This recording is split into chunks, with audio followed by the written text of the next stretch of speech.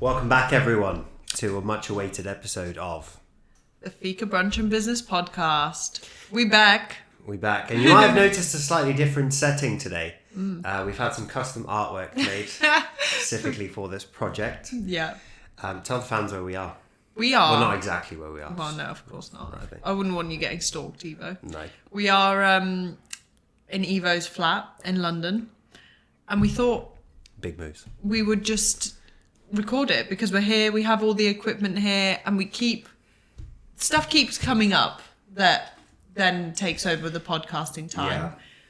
So we're recording it It's now. also difficult because we usually record it in Fika Stanford. Yeah. And it's difficult because we're There's obviously a very limited time 7 days period a in week. which we can Yeah. record. Yeah, And it doesn't really align with both of our schedules. exactly. So this lovely lady over here is going to be our little sidekick for the next couple of episodes.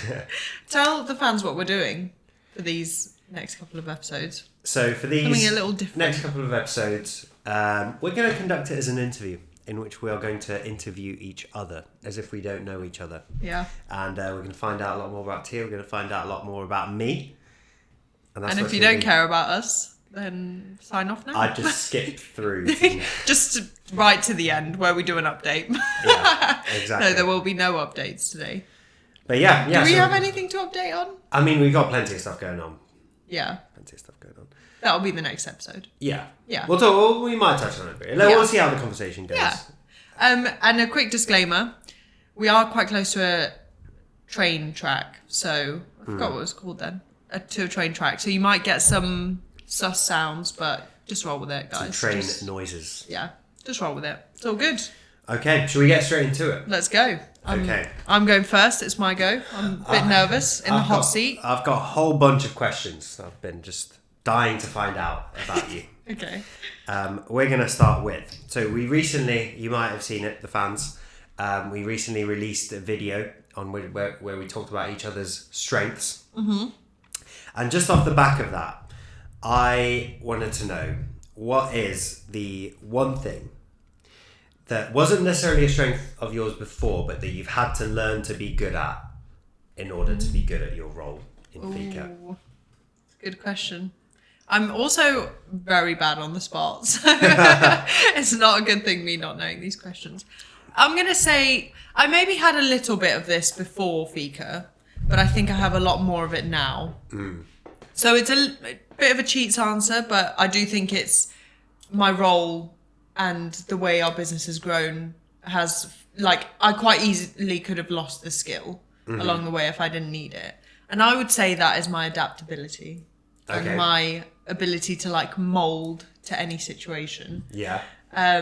Because there's been many times at Fika where we've been caught lacking in some area or other. Mm-hmm. And I feel like I've always been able to plug a hole here, there, everywhere, wherever necessary. So back in the day when we lost our baker, Babes taught herself how to bake. Also, just to say, she didn't die. Yeah. No, when I say lost our baker, well. yeah. When it was just during COVID, I think, and we just didn't have enough, and she was self-employed. So unfortunately, we didn't have to let her go. Anyways, whatever. Bottom line is she's alive and well. Yes, alive and kicking. And I had to just make this so weird. And I stepped in, taught myself how to bake. Yeah. Did all that, and then kind of built the foundation of that from that. Mm-hmm. Same thing with chefs when we've been caught lacking on the chef front. So yeah, I would say that skill has been one that has served me well, and one that I have definitely had to play on to keep things moving. It's a very important skill to have, I think, for any entrepreneur. Entrepreneur. Yeah, because the nature of entrepreneurship is that you're constantly having to learn to do the next thing and learn how to adapt to certain situations. It's very different from getting a job where you're hired to do a specific something. It's very different. I think it also changes. So as hopefully, if all things go well and our company grows, we're probably going to have to eventually step out of that where we're having to but learn to do this. It will have to be. We're going to have to learn something on a bigger scale. Yeah. So it's the constant molding and shaping and like basically molding yourself to fit the situation of whatever the business requires to keep it running smoothly. Yeah. On the front facing Adaptability. side. That's a good answer. Good answer and very important skill to have. I started well. Yeah. Nice. Correct. So we'll give you an 8 out of 10 for that answer. No, I'm joking. We're not rating it.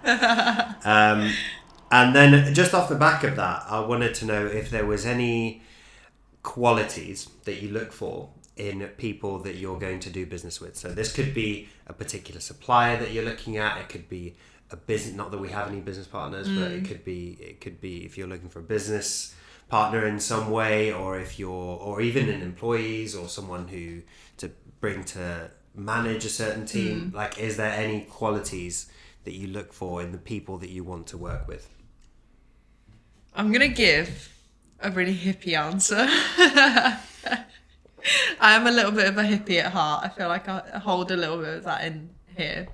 So it's not really like a straight answer, but I think for me to work with someone, it depends on what scale it is. Like if it's just a supplier, I'm not as bothered about like who they are as a person or what. Of course, like if they're a nice person, then bonus points. But if they're just supplying like our fruit and veg and they're the best fruit and veg supplier in the area, I'm not going to be just look for the quality of the product. Yeah. But if it's someone who I have to work quite closely with, or someone who represents my brand, or do you know what I mean? Like someone who's a bit more closely linked to what I'm doing, I would say, I think people give off an aura. And I feel like people that think like me will understand what that means. Do you understand what that means? I do understand what that means. Like, you know, sometimes you walk into a room and you meet someone and they're just like a drain. Like, they're just like an energy sapper. Yeah. And then you'll meet someone else and they're just like a ray of sunshine and light and like, they're like an energy giver. Yeah. So I think people have to be like energy givers and have to have like a nice, like a warm aura about them and not be really cold and standoffish and I don't know if that's not a very like business answer. It's not. But I would say, okay, from a business perspective, but I do think it's important because I think like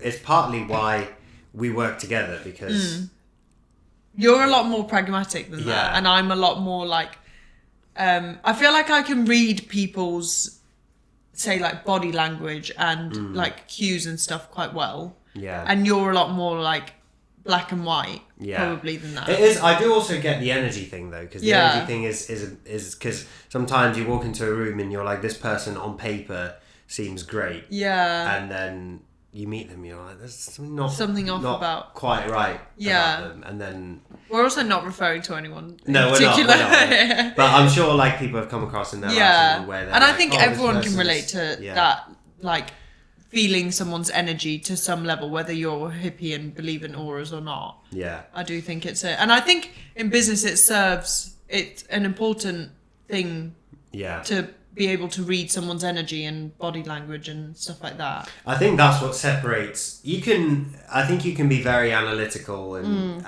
end up doing very well in business, but I think what separates someone who's a great business person from someone who's just good enough is the ability to understand that energy is a thing and reading people and going off of, as you say, like the cues and picking up things that are happening in the room that not everyone else picks up on. I'd say again, I think it's in that book that you were reading. I've not read it yet, but I have listened to. I didn't know that I read books. Or just pretending to read. I listened to Stephen's interview of him. Steve, we're on first name basis. My mate. Oh, it's not Mr. Bartlett.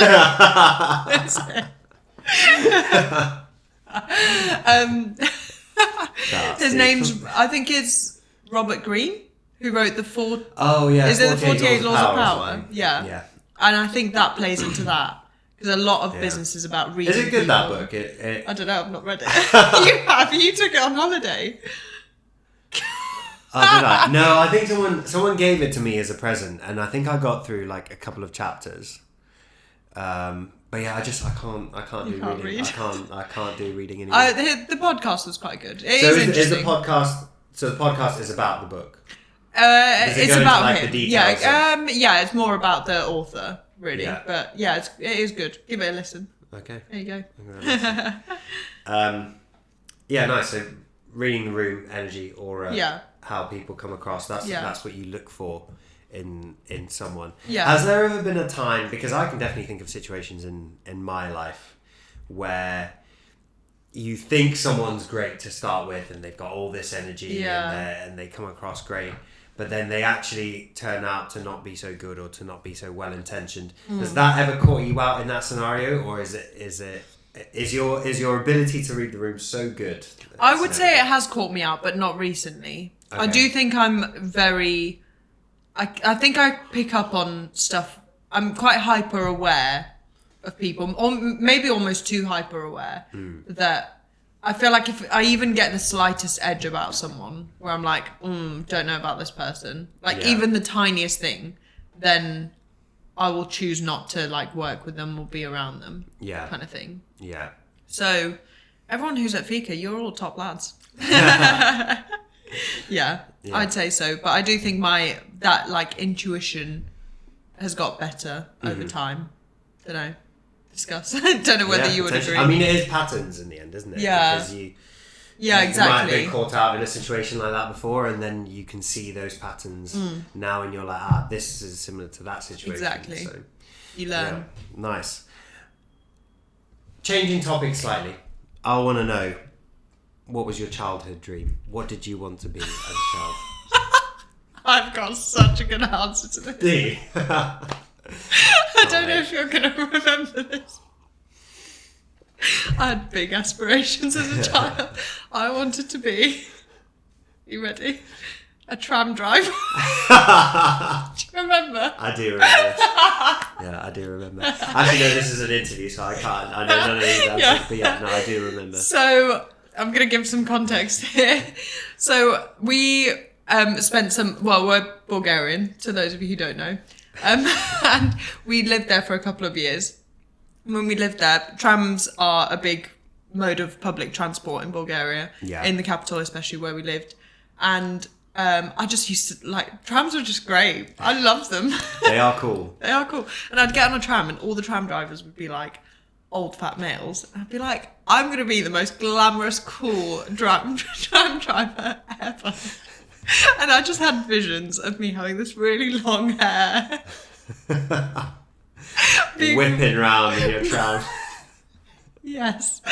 And our uncle had a cross trainer. Do you remember? I don't know where this is going. I used to practice my tram. Yeah, that's reignited some memories. Yeah, I used to pretend I was driving a tram on the cross trainer. Because you don't drive a tram with a steering wheel, do you? I didn't actually look into it. Wait, but I thought because the cross trainer, because this is what you're doing, that's how you drive a tram, no? I don't think I thought that too. Oh, you're just like, tram, get on the cross trainer. Oh, yeah. I'll show her. Oh, I'm crying. Get on the cross trainer, a few laps around the park, and then you're ready for tram driving school. Yeah, so there we go. So I would say my ambition has grown somewhat since then. I no longer want to be a tram driver in Bulgaria. But yeah, I mean, I just thought There's they were still cool. time though, if ever. Yeah, if you ever catch me being a tram driver, you'll know. It doesn't work out with Fika. There's always time to be a tram driver. Yeah, I don't know if you want a more serious answer to that, but I whenever anyone asked me what I wanted to be as a child, I'm always like, tram driver. I do remember this. Sorry everyone, that has really cracked me up. Tram drivers. Shout out to all the tram drivers. Shout in out. Bulgaria. They're doing a great job. I want to know, what is your biggest fear when it comes to decision making? It's a big question, Yeah, this. it's a big question. And I ask this because I think someone asked it to me the other day. And maybe I'm naive, I don't know. But I don't think there's anything specifically in business that scares me that much. And I want to know if there's something that scares you. Do you wake up and or like when you've got to make some big business decision, is there something that's in the back of your mind that you're like, oh, maybe this could go wrong? Yeah, I would say so. But it's not something I struggle with like debilitatingly. Like it's not, I wouldn't say the fear of it. Sometimes it is, but most of the time I wouldn't say it's enough to deter me from doing it. Yeah. So I would say my biggest fear is like fumbling the bag. Which is but I'll expand on that. Doing something and not doing it very well. Yeah. And not pulling it off. I would say, and like and maybe this is wrong to say because you shouldn't really care what everyone else thinks, but like the shame around it, I guess, of people being like, oh, did you see what happened there? Did you see what happened there? They overstretched it and it didn't work out and look at them now. I think that is like quite scary to me. Yeah. And I would say that even carries, I've noticed with you that it's not just about the big picture, even like smaller things. You'll quite often be like, well, I don't want to do this particular thing because like, what if we don't pull it off? Yeah. Or whatever. So yeah, I'm a lot more cautious probably than you. It's a reputation thing, I guess. Yeah. And I also think something I think I'm getting better at, but I can talk myself out of doing scary things because of like a comfort zone thing. Like I'm quite used to being comfortable and being uncomfortable is very like unusual to me. So I don't love it. Yeah. And I have to like distinguish between whether I'm choosing not to do something because it's the right decision not to do it or whether I'm choosing not to do it because it might not work. And then there's like the reputation and the shame thing around it. Yeah. And which is there the risk is there is a worth situation taking. when that's happened when you've thought, oh, I don't want to do this thing, and then didn't do it and then figured out, oh, I should have done this thing and I only didn't do it because it was too big a risk or whatever. Has there been a situation like that? Not that I can think of. I can't really think of. Not that I can think of, like, especially in business, but I also think that that's where us working together, like, comes into play because I think you're the opposite. So if I'm like, if I can talk myself out of doing something, you'll be like, no, we're doing it. Yeah. So I feel like you would just drag me along, whether I wanted to go or not. Yeah. Kind of thing. With like any big business decisions, I can't think of anything. Anything else was like, if it has happened, it's kind of just been a learning experience. Yeah. But yeah, not that I can think of currently. No. Or nothing that's worth talking about, really. No. Yeah, no, I can't really think of anything specifically. I mean, but yeah, I think it's a good point that I would say generally I've probably got a slightly higher tolerance for risk, but I also do worry about the reputation thing. Like I wouldn't want to do anything that I guess like garners a reputation of like, oh, did you see how they messed up here? Yeah. But in a way also, I understand people are always gonna Yeah. going to say that in some way, and you're never going to get it competitors right always gonna say that 100% in of the some way. time. No, and if you do, then you're probably not taking enough risk. Yeah, or big enough risks. Yeah. Yeah, and I'm sure it will happen. Like we've definitely had. Oh, okay. I can think. No, that's a different answer. I was going to say I can think of something, but it wasn't. This was more just me fumbling the bag or something. Yeah, I'm sure we will have at some point something that we think, ooh, either shouldn't have done that or should have done that, and we didn't because we were scared. But yeah, you live and you learn. You live and you learn. You can't live your life with regrets. Yeah, and you move forward. Facts. Has being a director of a business changed your understanding of the world in any way? If you think to Tia back in 2018, 2019, Yeah.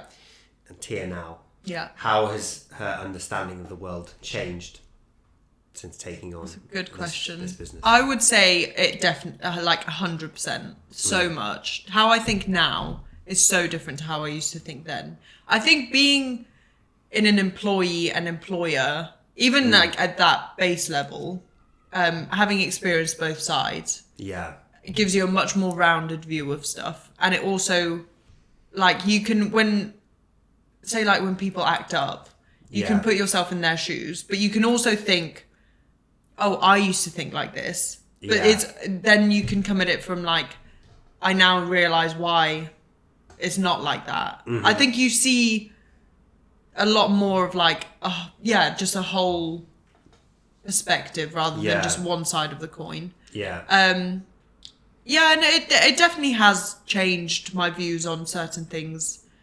And I'm not going to get really political or because this is not the podcast for it. But it's changed my views, and I think the biggest thing is that it's just given me a whole a better holistic perspective. View. Yeah, holistic. That is the word I'm looking for. I was like, whole worldly. What's the word? Otherworldly. Yeah, holistic is exactly the word I'm looking for. It's given me a lot more of a holistic view, and it's made me sympathise with a lot of businesses that, like before, if I was just an employee, I probably would have just been like, fuck those guys. Yeah. Whereas now I'm like, I get it. Like, the struggle's real. The struggle is real. Yeah. I think the employer dynamic is very interesting because there's so many people that I'll hear, and you've heard it, and I'm sure all the fans have heard it, that will complain about their boss. Yeah.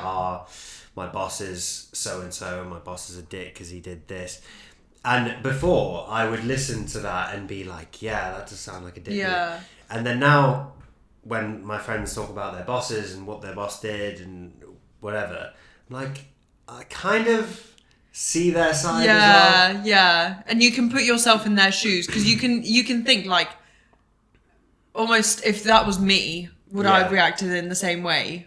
And you're like, yeah, probably. Which, I don't know who's right and who's wrong in this situation, but at the end of the day, I think being a director and being, I mean, a director's a weird way to put it, but being like in our position, there's a lot of risk and there's a lot of responsibility on our shoulders, like 24/7. That's just there, whatever we're doing, it's just there. It's a baseline level. It's a baseline level of, which I don't think a lot of people often see or think about. Yeah. And at the end of the day, if it all comes crashing down, it all comes crashing down on us. Yeah. Not on anyone else. You're the last line of defense. Yeah, exactly. As a business owner. Exactly. And you always have that in the back of your mind, I think. Yeah. Like that doesn't... There is an You element. can't really switch off from... No. And like, not at all being like, oh, woe is me. Because I also I wouldn't choose it to have any other way, and you wouldn't either. Nope. But it's not like when we go on holiday, it's not like we can go on holiday and just like turn our phones off and like not look at our emails for a week. Like there's always a level of presence you have to have and foot in the door, which, I mean, I don't mind it. You don't mind it. It's part and parcel of the job. But there's it's the unseen element, I think. I think so, and specifically for me, an example is like, if you go out and have a few drinks.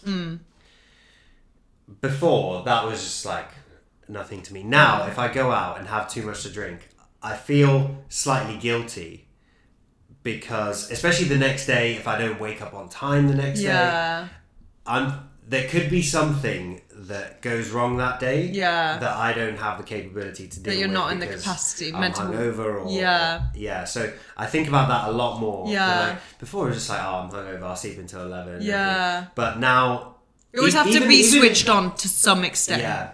Even if it's nothing to do with drinking, if I have a day where I sleep in too much, and it does happen, it's not like it never happens, but if I have a day where I sleep in too much, I'll already feel guilty for that day, because I'm like, even if nothing goes wrong, I can't fully relax and just like have a day in bed. But in a way, it's kind of a good thing because it encourages me. I'll tell a story. So I've had some back problems since for the last 10 years, and if I don't do, I was telling you this the other day, if I don't do certain exercises to keep my back strong and keep those problems at bay, they'll start to come back. Or if I spend too much time sitting down, in general, if I have some bad habits in my life, my back problems tend to come back. And the only way to keep them at bay is to like kind of keep myself strong and keep disciplined and keep consistent. And I think it's the same. I think it's the same with this. You're always on, but you kind of learn to not enjoy that, but you learn to kind of learn to tolerate that low level of like constant always stress. Something going on like not stress is in a stressful way, but there is just like it's like a low level hum. Yeah. There's always something that could go wrong. Yeah. There's always somewhere that you might have to be quickly. And there's always something you might have to deal with quickly. Yeah. And it's not a bad thing. No, not at all. Yeah. And it's also not for everyone. And there are definitely days where I'm like, I would actually just rather be employed by someone. But those days are like massively outweighed by what I see as the net positive of my role. Yeah, absolutely. Yeah. And I do think going into, we're going slightly off topic here, but going into the positives of what we do, I was thinking about this the other day. Actually, today I was thinking about this. Is there's very few jobs where you are mostly living on your own terms. Even with most businesses. Yeah. Most businesses will be funded by someone, or they might have an investor, or they might have someone that they're accountable to in some way. And we're quite lucky because we have literally zero of that. We don't have any bosses, any investors, all done by us. Rags to riches. Rags to slightly nicer rags. Rags to tea towels. But it is a very good position to be in because you get to do a lot of things on your terms. Yeah. The freedom and the freedom to make your own decisions and like carve your own pathway is big. Yeah. And I was actually having this conversation with, again, slightly going off topic here, but I was having this conversation with someone earlier, and they were saying how they were just around a load of really wealthy individuals over the weekend, but they were all deeply unhappy. And this person has freedom, and they do their own thing, and they can make their own decision on what to do next. And they're not super wealthy, but they're very happy and content, and that freedom that comes with that is like priceless compared to the wealth that someone else might have. Yeah. If you think about like people, like some music artists, for example, if they're signed on to some company, they need to do X amount of shows, they need to do X amount of songs, they need to be in the recording studio, they need to, and they might love that. But yeah, I guess freedom is, if we decided tomorrow that we would stop growing and we just live our lives, or that we could shut something down, or whatever we decide to do tomorrow, it's quite nice to have that freedom to know that you can make the decisions. Whereas even some people that are very, very wealthy might not have that freedom. So freedom's good to have. Freedom is key. Freedom is key. Freedom over money, always. Facts. And I feel like we've touched on this slightly already, but has your job changed how you view your downtime? Oh, yes, definitely. So I used to, this is a very nuanced question. I'll go slightly deep into it for context, but I won't go like full extent of deep. Yeah. I think I've just realised that males and females play very different roles in business. And I don't want any feminists coming from males and females as well. Men and women. Girls and male boys. Species and the female species. Guys and gals. Yeah. Play very different roles in business. And there are... I'm not going to start a debate on this because the angry mobs coming your way. Because we were having this conversation the other day. There are some like female CEOs who absolutely smash it and do like a phenomenal job, and I love that. I'm big hats off to them and keep going. And I'm not. This answer is not to say like they shouldn't do that. Yeah. Because I think if anyone can have it in them, and if they want it enough, go get it.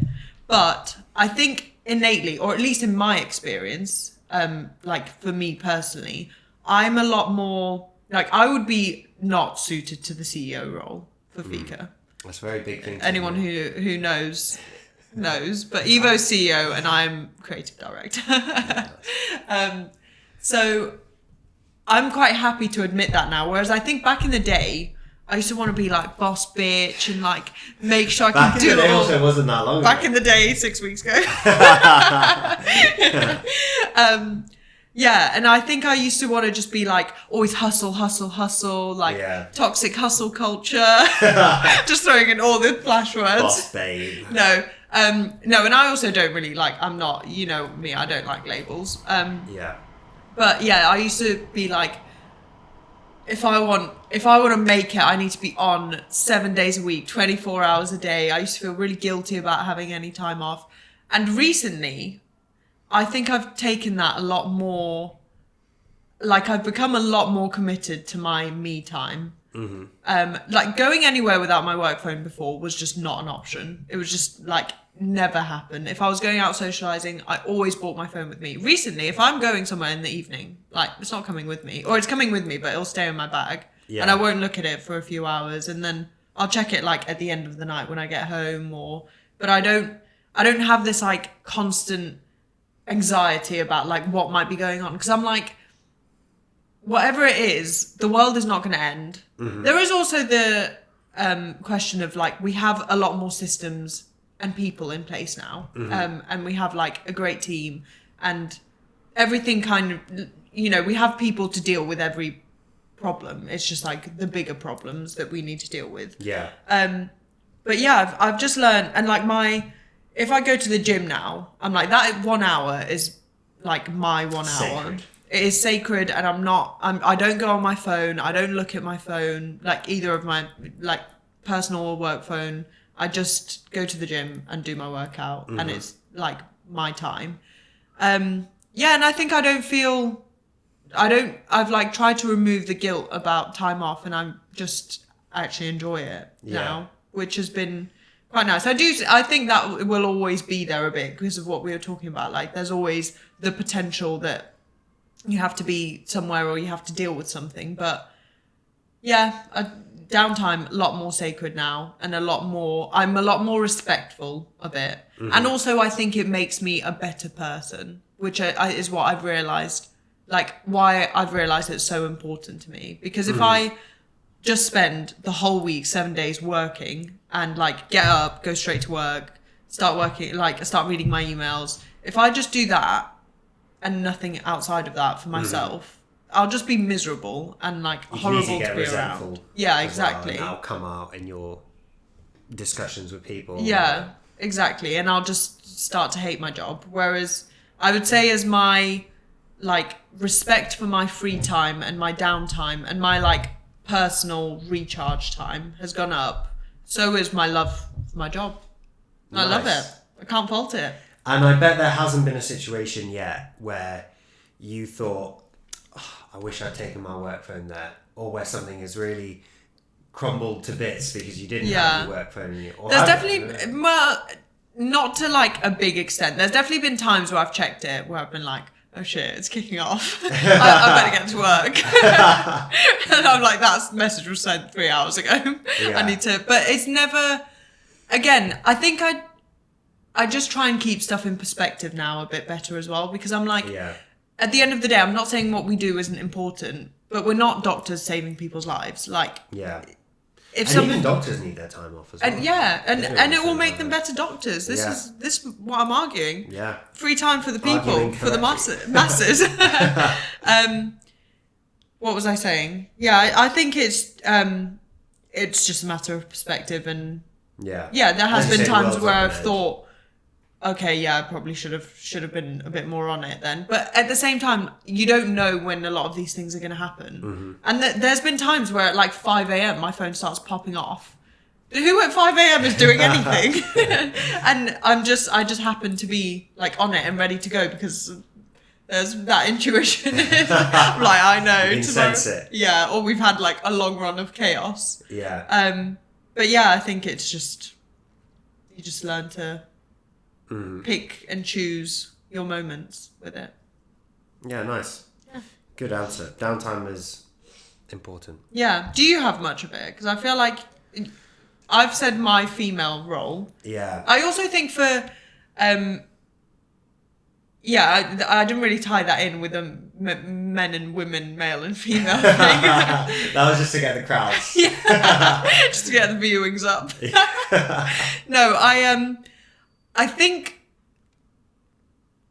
because I was saying, like, I used to want to do this, like, hustle, and almost like, who can work harder out of us two? But it's not like a quantifiable thing. And also, I'm quite happy you making, like, a bigger decision than me now, because I'm like, that's what you are good at. That's your strength and my weakness. And it might be a harder or a bigger job for me to do, but it's not for you because it's what you're good at. Yeah. Whereas like the jobs that to me might seem easier are just because I'm better at them, and to you would be like, you wouldn't know where to start. See, this is such an important point, because like you were saying, if you had to make a decision about X or something that you're not good at, which to me might just be a case of like walk in the park, I know what to do. Yeah. To me, that is like social media, Instagram, design, all of those things fall in that as in the opposite way. Yeah. Fall in that category. If you ask me to make an Instagram post, I'm going to think about it for 4 hours. I'm going to try and do something. I'm going to take the picture. It's not going to be a good picture. It's not going to be good lighting. I'm going to put it up. I'm not going to understand what to do with the captions, with all of this. Whereas to you, that's just like second nature. Yeah. And then if I spent 8 hours to do that, does that mean, and you did it in 30 seconds. Yeah. Does that mean I've worked more than you? Exactly. That is exactly my point. I think it's just, and maybe the male-female thing isn't the correct, maybe it's more of just a personality thing. Yeah. And it's just my experience that I'm like on that side of the spectrum as a female and you're on the other side as a male. But yeah, I think it's just like learning to play to your strengths and not comparing it to like, if you're making a decision about like whether we should take an investor on, for example, that doesn't then mean that a decision that I've made, which is maybe not as impactful as that, but it doesn't like negate that, or it doesn't make that a smaller decision. Yeah. If that makes sense. Yeah. I don't know if I've explained that very well. Probably not, but I mean, to me it makes sense. Yeah. Fans will just have to let us know. Yeah. But yeah, at the end of the day, it's not about competing against each other about who can do the most work. It's about playing to each other's strengths, understanding that we have different roles to play, and both trying to do as best as possible in our Separate roles. fields. And ultimately, that's best for the company as well, because the company needs both. Yes. And if we're competing on all of them, and none of them are actually getting done. Yeah, which is basically what we used to do. Yeah, and we did. Yep. So we're about to pop off, guys. Guys and gals, we are about to pop off. Now that we've sorted our shit out. Nice. But you need to answer about downtime. Downtime. Yeah, my downtime and the way I view downtime has changed a lot. So before this, I would say my lack of interest in a lot of things has increased. There's a lot of things that I used to be interested in. Say traveling. I used to be all about like, I want to go traveling, I want to do this and that. Zero interest in that currently. Currently, zero. Yeah. Maybe in certain contexts, but the idea of like packing a suitcase and going and staying in some random hostel in some random place just doesn't excite me like it used to. And I'd say the same with a lot of other things and activities. I used to be a salsa dancer. Not a very good one. But the idea, I thought, maybe I'll get into that again when I come to London. But again, like, just doesn't interest me that much. I would say I'm very specific with what I do now as downtime, and also specifically the people that I want to spend my downtime with. Yeah, that's a big point. Spending around these snakes. Wow. Someone's really upset Evo today. Who was it? Oh no. Who was it? Oh no. I don't know. No, it's I don't know, things like just going out and having random drinks, I used to really enjoy going out for dinner. Don't even enjoy that anymore. I've just become miserable on all fronts. Evo, well done. You really are a CEO now. And an inspiration to many. Being more miserable. Yeah. No, I don't want to sound miserable, because I'm not. And when I say I don't even want to go for dinner anymore. There's certain things that I think bring a lot of value to my life, and I'm trying to optimize my life in a way that I do more and more of those things as possible. And something like going for dinner, while it would have excited me before, I've been there, done that. Yeah. It doesn't excite me Different as much priorities anymore. now. Now I'm more interested in signed up to High Rocks, doing all these Yeah. fitness things. Yeah. I'm more interested in like, okay, let me just make myself a meal at home and enjoy it. Yeah. And then that actually makes the going out for dinner, because there was a time when we were going out for dinner left, right and centre. Yeah. Because we had to do research, cafe stuff. But yeah, you do eventually it just becomes one of those things. Yeah, it does. But now that I've kind of cut down on that a bit, I enjoy it more when I do. Yeah. When I do end up doing that. So yeah, downtime for me is not really something that I think about that much. I would say the past few months I've probably had more downtime than I would like, and that's just the nature of the stage that we're in at the minute. I've had this move down to London. I'm kind of waiting for things to kick off here. Yeah. So I would have much rather been busier. But I think once that kicks off, I can't see myself wanting or needing a lot of downtime. Again, things that you mentioned, like going to the gym. I do need certain things outside of work, but they still tie into the things that I value in life. And so everything is kind of optimized to make that. you a better person. To make you a better hopefully leader. Or maybe more miserable. More miserable, yeah. Even more miserable. We'll see which one of the two it is. Yeah. Nice. Yeah, that's me on downtime. And then final question I've got for you is, what excites you most about what you do? And are there any upcoming projects that you're particularly excited about? Okay. No, there's not. No, nothing. What excites me most? I think the thing I find most exciting about what we do is like the limitlessness of it. Yeah. That I'm like, we can take this as far as we want, or we could stop now. And I quite like that, because I feel like naturally there will come a point where we go, okay, we're done now. But it's quite nice to not know where that point is. Yeah. Like, will that point be on cafe number 4? Will it be, I don't know, when we've done world domination? Who knows? Will it be after that? Who knows? Will it be when I've run for president? Who knows? Don't know what country. What country? Bulgaria. Yeah, maybe. Maybe. The first tram driving president of Bulgaria.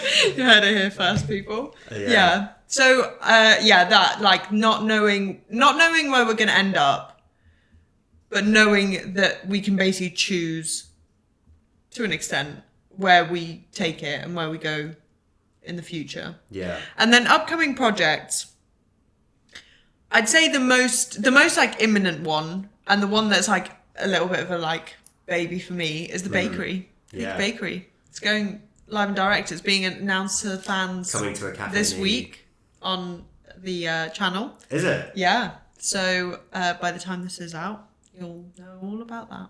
But yeah. Wow. So we're opening a bakery, proper commercial bakery, and I'm just excited to like start experimenting basically. And I'd love to get to a stage where the cafes are like, they're just supplied only by our bakery, and we don't use any other bread or any other from anyone else. And yeah, that's quite fun, like figuring out the processes of that and everything.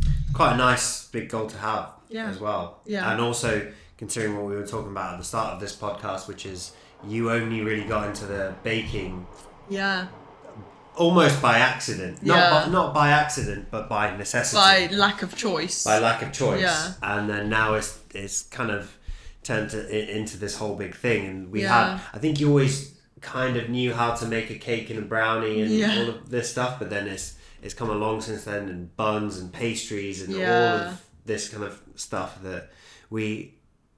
And originally, I remember we were trying to find someone to supply all that stuff. Yeah. There was just no one. There was just no one that would do it. So I was like, I'll go and learn how to make them, and we will sell pastry if it kills me. And we do sell pastry. And we do sell the best pastry. And I don't make it anymore, so I can't take the credit for it. Yeah. But it all starts somewhere. And now we're opening our full own commercial... Full scale bakery. Commercial bakery. It's a big move. Big move. Nice. Is that That's my it. interview? That's your interview completed. Lovely. Yeah. Would you say you know me better now? I would, yeah. I've learned a lot about you today. Particularly enjoyed the point about you being a tram driver. I think you'd. I enjoyed that. Tim point. would be a very good tram driver. I think you'd do a very good job. Can't see you going too far astray with those trams. I have been training a lot on the cross trainers. Yeah. All those cross trainer sessions that you did when you were 7 are going to start. They really paying helped. Yeah, but it's been lovely having you on the show today. Thank you for having me, for inviting me down to your humble abode. Thank you, Big, for this lovely artwork that you've put together that you don't know is going to feature in this podcast. Yeah, Big, if you pop off after this, we want some credit. credit. It would be really annoying if Big says, no, that's private, you can't share that on the podcast. That would be really Or annoying. just back out with some lines. Yeah, you'll never know. Microsoft Paint. And on that note. Yeah, lovely having you on. Thank you for you. this interview, and we'll see you next time. For part 2. Part 2. Bye.